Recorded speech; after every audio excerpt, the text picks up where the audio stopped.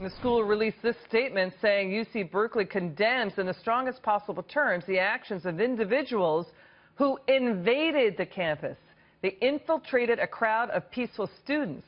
They used violent tactics to close down the event. We deeply regret that the violence unleashed by this group undermined the First Amendment rights of the speaker. Let's take this to Katrina Pierson, former Trump senior campaign advisor. Outsiders, Katrina, came in. Milo said it.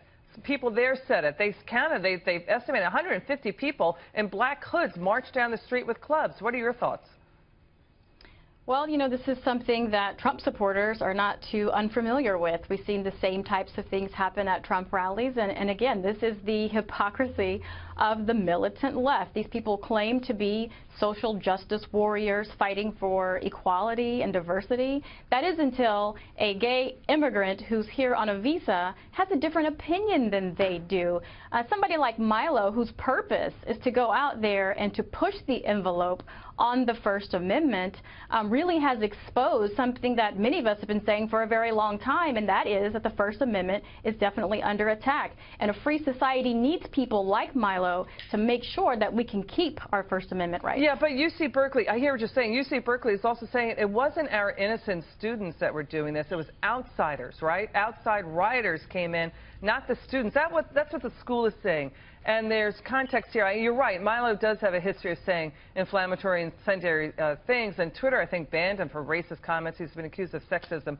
And there's a concern about the rise of hate crimes on campus. But again, let's get clarity about this. It looked like it was an outside group came in to do the attack. What do you think?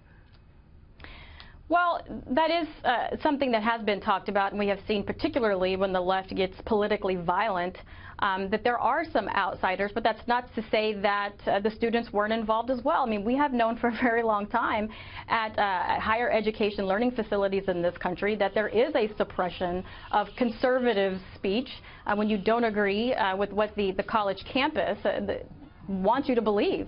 We've seen it at many of the universities to the point to where people want safe spaces. All right, Katrina. And that creates a huge problem. I hear what you're saying. Let's get to that topic because President Trump tweeted out that he questioned whether federal funding to UC Berkeley should be cut after the riot. He said, quote, if UC Berkeley does not allow free speech and practices violence on innocent people with a different point of view, no federal funds.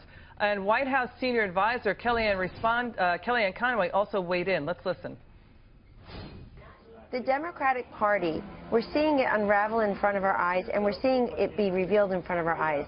A bunch of crybabies who say that they're going to oppose Supreme Court nominees before they even know the person's name and his academic credentials and impeccable judicial record. They are holding up our nominees to the cabinet. I was told yesterday this is the longest that the nation has gone without a Secretary of the Treasury, at least in modern times. If it's not the longest, it's darn close to it. This obstinance and obstruction is the modern Democratic Party. I think it's going to cost them because they're hysterical about everything now. You can't even, there's no gradation of hysteria. It's everything makes them cry and scream. All right, Katrina, getting back to what the president tweeted out, this is what Berkeley is saying. I'm just delivering to you as a reporter. Berkeley is saying, is it right to cut our funds because the very fact we agreed to host Milo in the first place is a sign of our commitment to free speech? So why punish innocent thousands of students? They're saying they're not involved in riots, that it was outsiders who started it.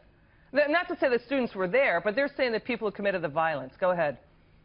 Well, one of the things that Milo also talks about, because he does this for a living, he speaks at many college campuses for this reason, is the fact that these schools impose massive, massive fees on conservative speakers because they know these college students cannot afford the $6,000 to $10,000 that they want for security for these speakers to come on campus. So if Berkeley is in fact participating in something like that, which is very restrictive in bringing a speaker to their campus, then they shouldn't be receiving federal funds if they're violating the Constitution. Yeah, I hear what you're saying, but we don't have the reporting or the evidence of that yet. So do you think, though, that Donald Trump will actually follow through and say to schools, you know what, if you restrict free speech, you're going to get your federal funding cut? I don't know how you're going to pay for the bureaucrats who would oversee that kind of handle that kind of oversight. Go ahead.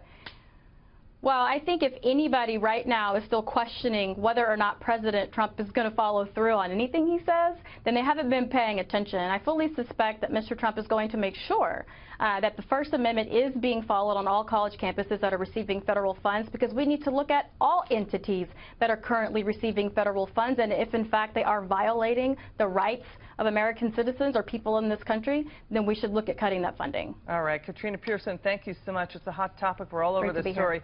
Good to have you on, Katrina. Thanks again.